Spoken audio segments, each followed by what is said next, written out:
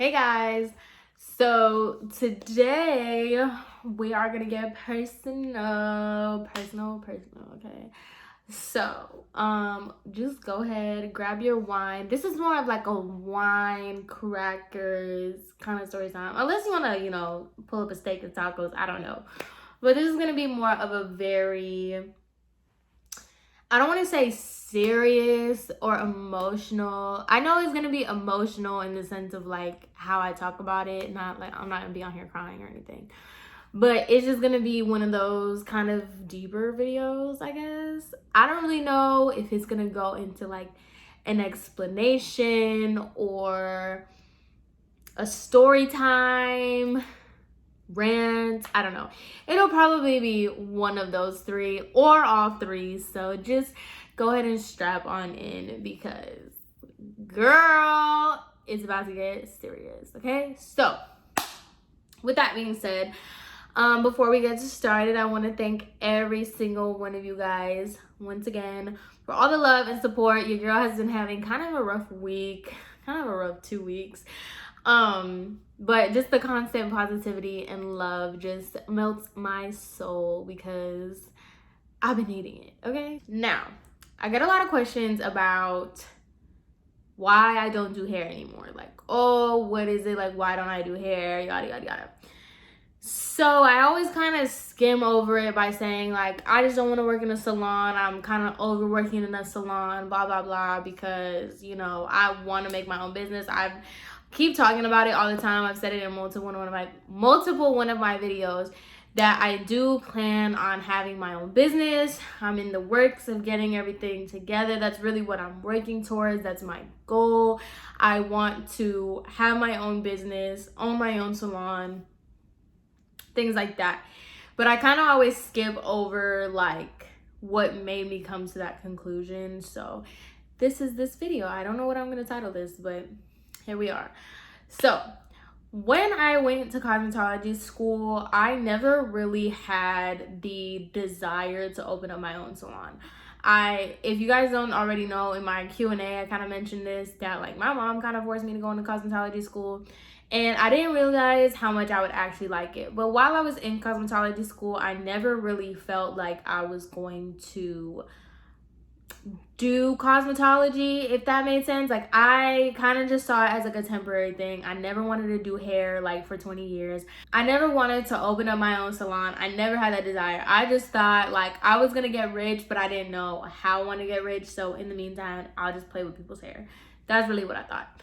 Now, when I got into a salon, once I graduated high school, when I got into a salon, I really liked the atmosphere of the salon. I was very, very lucky to get into a salon when I first started, in a salon atmosphere that pretty much let me do what I wanted.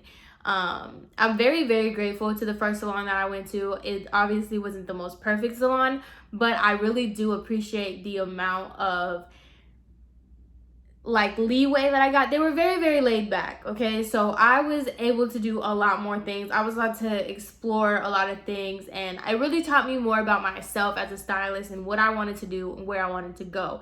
Obviously, like I said, no salon is perfect, so it taught me things that I definitely didn't want, and it taught me things that I really liked. So I learned a lot with that salon. So that was like really kind of where my head was kind of in a way going. Right? I always changed my mind. I was like, oh, I want to be a celebrity stylist. I want to be a freelancer. I want to do this. I want to do that. I was always kind of going all over the place.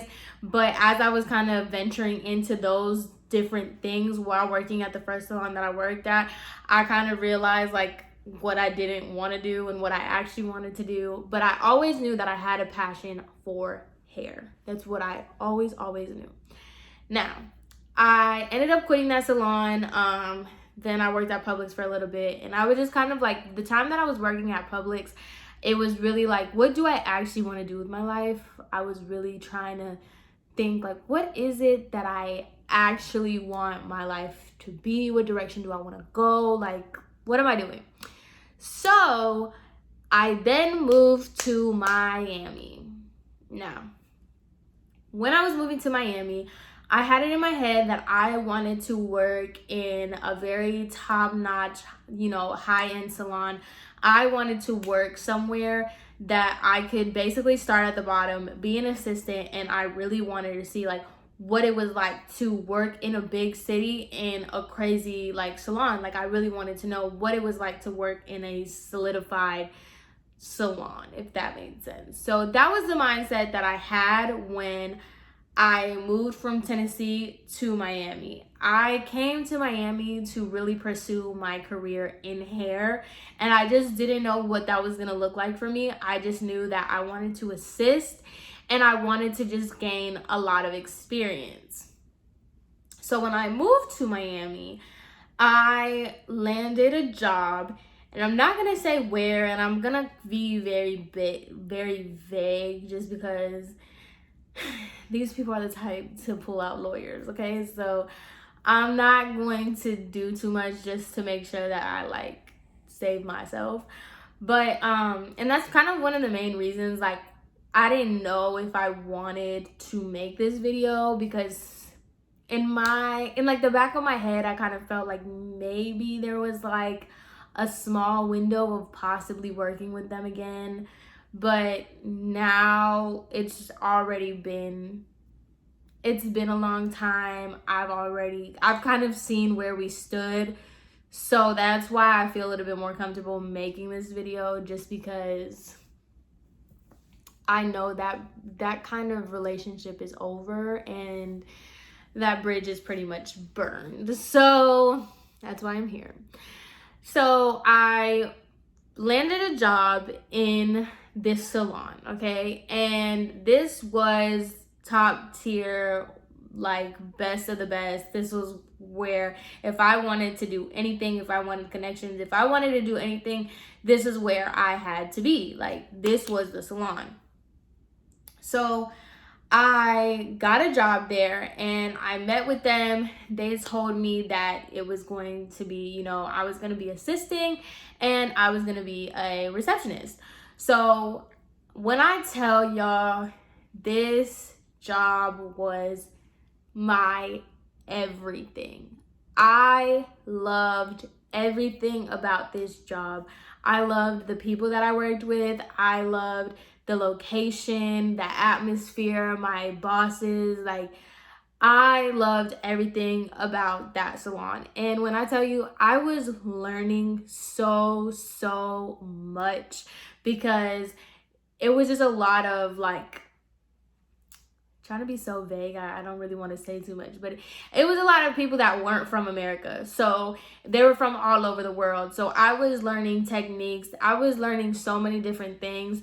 And it was a very humbling experience, because when you go from thinking like you're the shit to being humbled, it's kind of like, it hurts, but in the same time, it's like, wow, like I'm learning so much. And that's exactly what happened. Like I thought I was up here when it came to hair, and having people that are like up here telling you like, actually you're not, you have a long way to go and you need to like redo all this stuff. Like I was relearning how to blow dry. I was relearning how to cut. I was relearning a whole lot of things, and I was just pouring everything into this salon. Like I put all my eggs in this basket, because I really I knew that I don't want to move anywhere else. I don't have plans of leaving Miami, and I knew that if I set the foundation at this salon, like my possibilities were endless. Perfect. Like it was amazing. So in a business aspect of it, I was on top of the world. In a student aspect, I was just thriving. And just as a person, like I got really close to the owners and to my coworkers. Now, I know where I messed up. Obviously, you shouldn't put all your eggs in one basket. And I have a really big issue with, I don't really think about I don't want to say I don't have trust issues, but I don't. Because people are going to show themselves eventually. You know what I'm saying? So I don't go into things just having like this huge wall up. Like, I'm very reserved, but at the same time, I don't go into relationships having like this huge wall up and, you know, I'm just so this, that, and the third. Like, until you give me a reason to feel a type of way towards you, then I'll feel a type of way towards you. But everybody pretty much starts on an even playing field with me. So I got extremely close to the owners, and I got extremely close to my coworkers, and it was on like, you know, seeing each other outside of work, giving rides home, like things like that, having really like intimate talks and meetings and stuff. And I was just really feeling it. I don't know if I'm even explaining myself even a little bit, but we got really close. Just to end that part of it, we got really, really close, and, you know, I was very happy. I thought they were very happy. Like, the way that they spoke of me, they spoke so highly of me, and everything was just amazing. It didn't get any better than that. So I'm doing amazing. I'm living my best life. I'm thriving. I'm making connections. I'm just working and doing this, and this. And then Corona hit. Corona. She made her appearance, and that's when everything pretty much died. March 19th hit, and we got the order from the mayor that everything non-essential was done. Shut down. Nobody's doing anything. We're closed. So before that, things were kind of getting a little bit crazy. So I was getting a couple of days off. Like, I got a Tuesday off, and then my manager would hit me up and she would be like, hey, just go ahead and take Wednesday. So we kind of saw this coming. We had like a meeting about like, hey, like, you're not allowed to go anywhere. If you go anywhere, just like consider yourself fired, because a lot of people were taking vacations because it was about to be the summertime. So they were basically telling us like, you're not allowed to take vacations. If you take vacations, you're done, whatever. So it was starting to kind of go like that, right? Then the order hit that everything needed to be shut down. So during the shutdown period, I was supposed to get paid. This is where it's kind of going into a story time. I was supposed to get paid that day, right? So I am very awkward with money, because I don't know if anybody else can relate to this, where it's just like, I don't need you thinking like I'm fiending for my paycheck, but at the same time, it's like, it's my money, like, give me my money. I don't care if I have $10 billion in my bank account. If it's time for me to get paid, it's time for me to get paid. You know what I'm saying? So like, but at the same time, it's like, I don't want it to be like, you know, where's my check, you know? So I had messaged my manager, and I was just like, hey, is there a way you can Zelle me my paycheck, because it was paycheck. So I was just telling him like, hey, can you Zelle it to me? Kind of saying in a way, like, I wanted to put it in a way to where like, hey, give me my paycheck, but like trying to be smooth about it. I don't know. Now that I think about it, I'm like, I should have just been way more direct. I should have been just straight shot like, hey, do we not get paid today? Where's my check? I really should have just been that way. But me just trying to be, I don't know, I said like, hey, can you Zelle me my paycheck? I think he just said yes. I don't know if I want to put in the messages yet, but he was just like, yes. So, okay. Still didn't get like, hey, I'm gonna send you my paycheck, hey, whatever. So a little bit of time goes by, and he basically tells me, he was like, oh, I sent the paychecks. But he never told me like, what's your Zelle information? He never asked me what my Zelle information was. So I was confused, because I'm like, why would you just send it if you didn't have my information? Like, I was confused as like, why did you send it? So he sent it without getting my actual Zelle information. So I never got the payment. So then he tells me that the payment got canceled. His bank canceled the payments to me. So I was just like, okay, well, send it again. Like, you know what I'm saying? I was just like, okay, well, I don't know what to tell you. Like, send it again. You know, I didn't get it. And so he was basically telling me, like, oh, well, everybody else got it. So I don't know what happened. And I was just going to the point where I'm just like, okay, I don't care if everybody else got their paycheck. Like, I didn't get my paycheck, so I need you to do something about it. At this point, I'm being very, very nice, very, very professional. So I'm just not a person to text. I'm a person to call. So I'm calling him. He used to pick up, like, he never let the phone ring. Like, he always picked up. Like, as soon as I called, he'd always pick up. So I'm calling him. He's not picking up the phone. I called the other manager, and I'm calling, and she was just like, oh, what's up? And I was like, hey, I don't understand. Like, he's not picking up my phone call. And she's like, oh, what are you calling him about? And I was like, my paycheck. And she's basically like, oh, well, he's busy.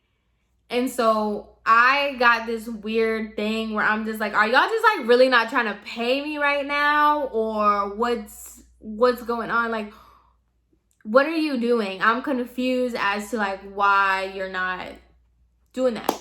So I let it go. He was like, he messaged me, was like, oh, the bank canceled the payment and now I'm out of my bank or whatever. Like, the bank put a hold on his account or something.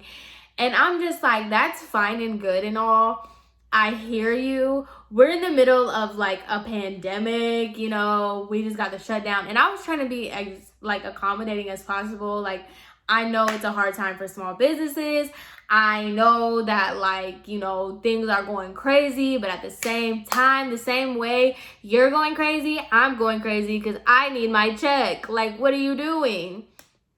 And mind you, my check was for a substantial amount of money. It wasn't like a $200 check. So I'm just like, sir, where's the money? Like, stop playing with me, you know? And I was like, on top of that, like, you sent it a week after I was supposed to get paid. I didn't say anything. I let it ride.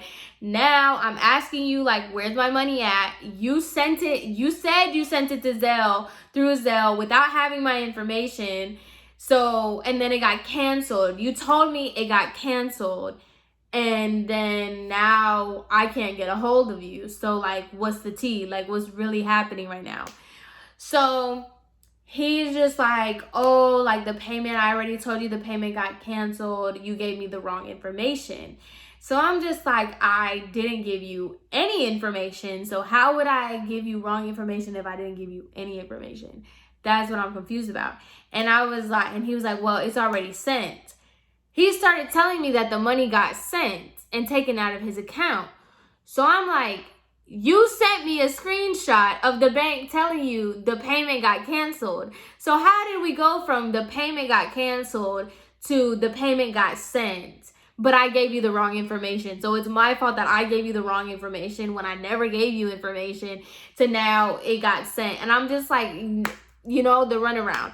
So I'm calling. He's not getting, like, he doesn't get a hold of me or nothing. Like, I'm calling. And I was just like, so I'm just texting him, and I was just like, hey, like, I understand that these are hard times. Like, I understand that we're all going through a lot, but, you know, I still need, you know, I need my form of payment. Like, yeah, I know it sucks right now, but, like, at the end of the day, I paid my, you know, I did what I had to do. So you got to do what you got to do at the end of the day. Like, so he's basically like not responding, not telling me anything. And then I was just like, can you just give it to me in a paper check? Like, I'll pick it up. Like, I don't care.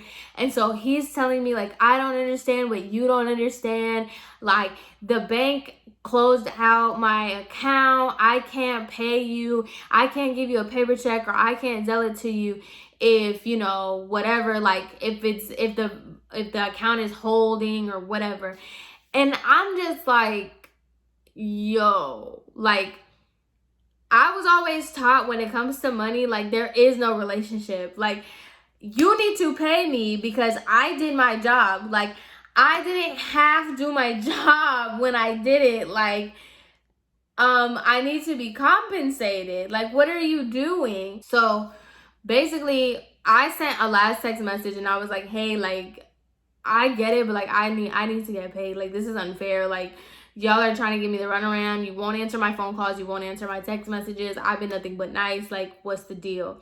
Then I get a notification that the money got sent to my Zelle account.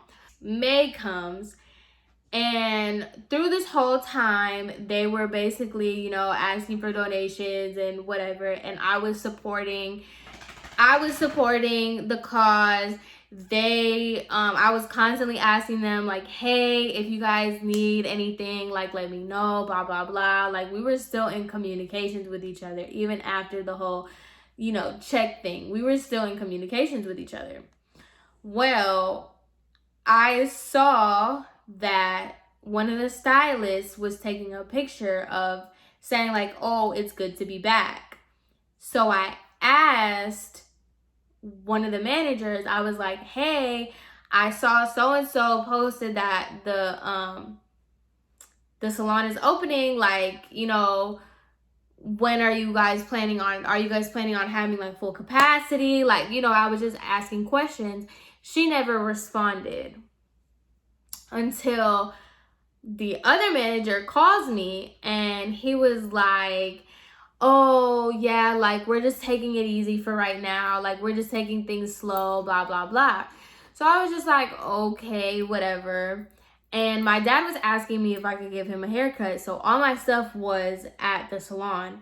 So I called him and I was like, hey, is there a way that I can grab some stuff, like some of my things, because like, just so I can have something to do like in the meantime or whatever. And my dad wants a haircut.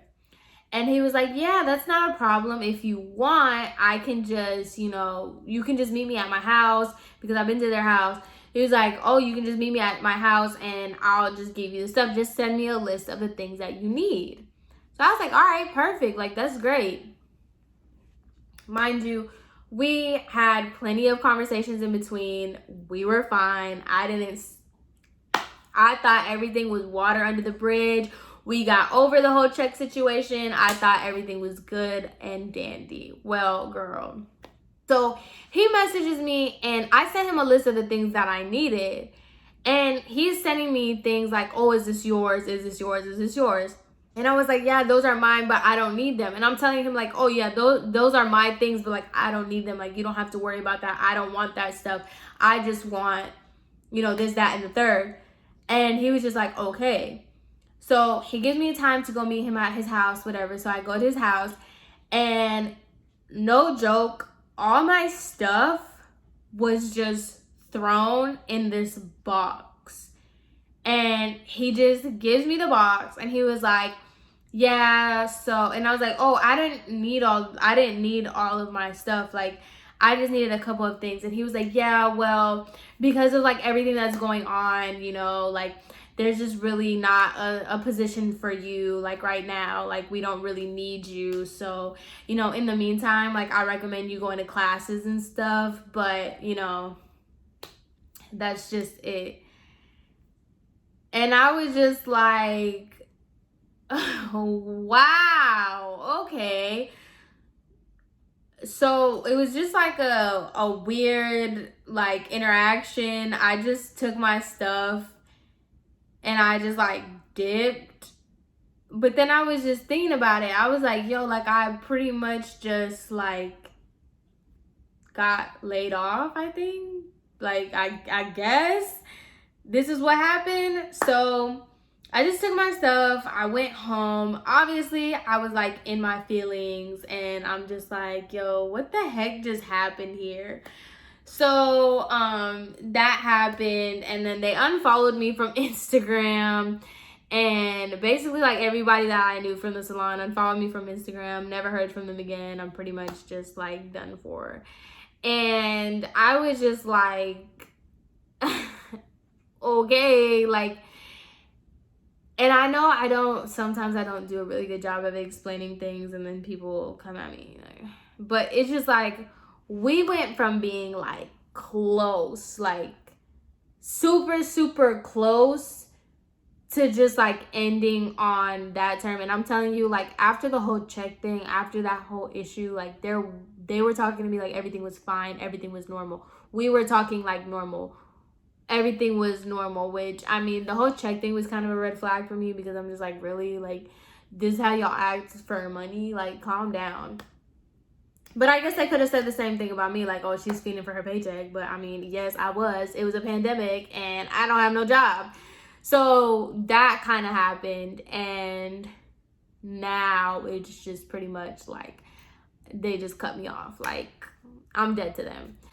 So basically, after that whole experience, I just pretty much said, after this whole pandemic and like this experience, I pretty much like vowed to myself, like, I'm not gonna work in a salon until I own it, because I've had bad experiences within the salons and stuff that I've worked at, and I've just come to the conclusion that like what I want for myself is what I'll just have to make for myself, because the salon world is very weird because it's just like you're basically like a freelancer, but not really. You don't get any benefits. You don't get anything. Like, you just work.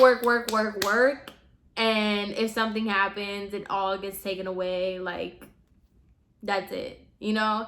And that's never what I want to experience again.